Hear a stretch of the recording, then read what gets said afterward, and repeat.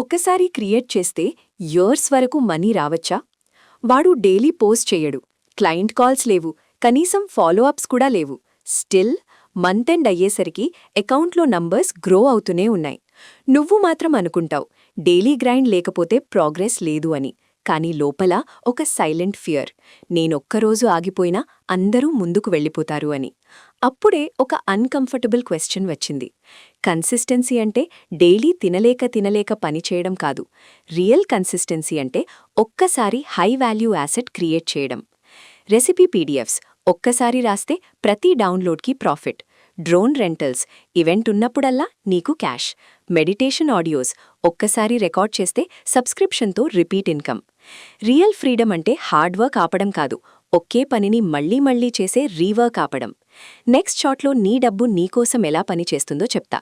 Miss అవ్వకుండా ఇప్పుడే subscribe చేసి లైక్ కొట్టు.